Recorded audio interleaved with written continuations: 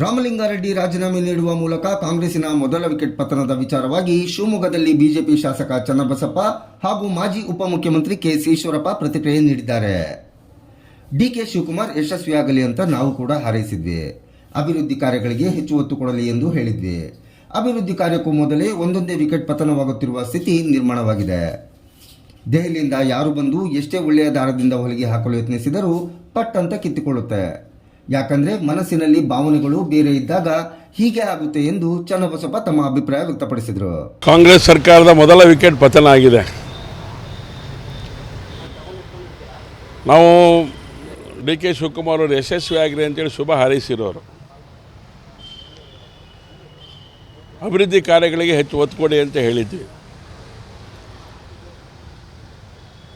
ಅಭಿವೃದ್ಧಿ ಕಾರ್ಯ ಮಾಡಬೇಕು ಅನ್ನೋ ಅಷ್ಟರಲ್ಲೇ ಒಂದೊಂದೇ ವಿಕೆಟ್ಗಳು ಪತನ ಆಗೋ ಸ್ಥಿತಿ ನಿರ್ಮಾಣ ಆಗಿದೆ ಅಂತ ಹೇಳಿದ್ರೆ ಕಾಂಗ್ರೆಸ್ಸಿನ ಒಟ್ಟು ಹೊಲಿಗೆ ಸರಿಯಾಗಿಲ್ಲ ಅನ್ನೋದು ಇದರೊಳಗಡೆ ಮೇಲ್ನೋಟಕ್ಕೆ ಕಾಣುತ್ತೆ. ಮನಸ್ಸುಗಳು ಗಟ್ಟಿಯಾಗಿದೆ ಅಂದರೆ ಯಾವುದೇ ಕಾರಣಕ್ಕೂ ಸರ್ಕಾರ ಉಳಿಯೋಕ್ಕೆ ಸಾಧ್ಯ ಇಲ್ಲ. ದೆಹಲಿಯಿಂದ ಎಷ್ಟು ಜನ ಬಂದು ಎಷ್ಟು ಒಳ್ಳೆ ದಾರ ಹಾಕಿ ಹೊಲಿಗೆ ಹೊಲಿದ್ರು ಕೂಡ ಅದು ಪಟ್ ಅಂತ ಕಿತ್ತೋಗುತ್ತೆ. ಯಾಕೆ ಅಂತೇಳಿದ್ರೆ ಮನಸ್ಸಲ್ಲಿ ಭಾವನೆಗಳು ಬೇರೆ ಇರುತ್ತೆ. ಹಾಗಾಗಿ ಒಟ್ಟಾರೆ ರಾಜ್ಯದ ಜನತೆಗೆ ಅನ್ಯಾಯ ಮಾಡದೇ ಇರೋಂಥ ರೀತಿಯೊಳಗಡೆ ಸರ್ಕಾರ ರಚನೆ ಮಾಡಬೇಕು ಅಂತ ನಾವು ಹೇಳಿದ್ವಿ. ಹಾಗಾಗಿ ನಿಮಗೆ ಬಹುಮತ ಸಿಕ್ಕಿತ್ತು. ಆದರೆ ಈ ರೀತಿಯ ಮೊದಲ ವಿಕೆಟ್ ಪತನ ಇದು ಆರಂಭ ಆಗಿದೆ, ಇದು ಅಂತ್ಯನೂ ಆಗತ್ತೆ ಅಂತೇಳಿ ಅನಿಸುತ್ತೆ.